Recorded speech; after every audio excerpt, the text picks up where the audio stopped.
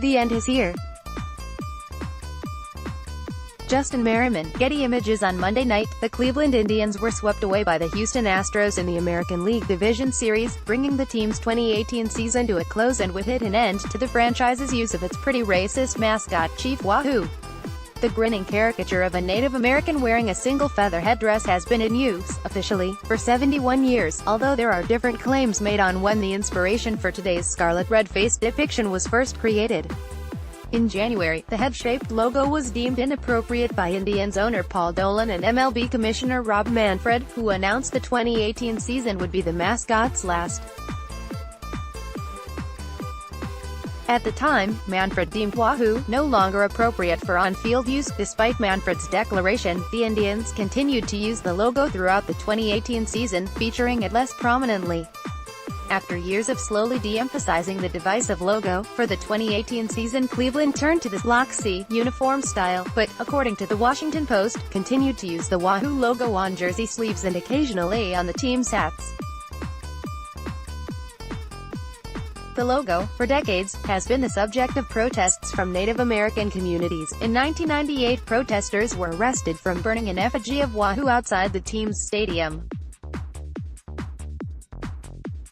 2 decades later, Major League Baseball decided to act.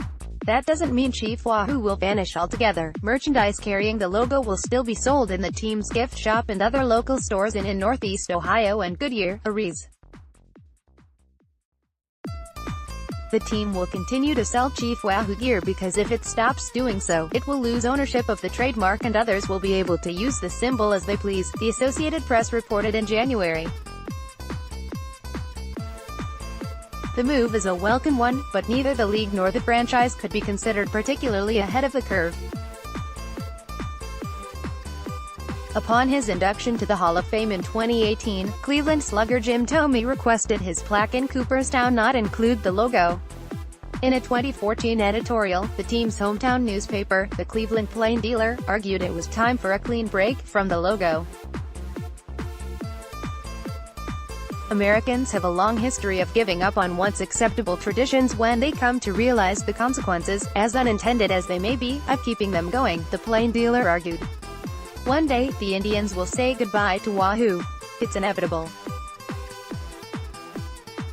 And it's a little unsettling that it hasn't happened by now. That day turned out to be October 8, 2018. In a fitting end for an offensive caricature, Chief Wahoo's final out was recorded on Monday's Indigenous Peoples Day, a growing holiday alternative to the negative history wrapped up in Columbus Day. Also fitting is that on that very same day, Washington's NFL team suited up in the NFL's marquee Monday Night Football game against the Saints, as if the world Cleveland was leaving behind hadn't changed one bit, and was one worthy of holding on to at all.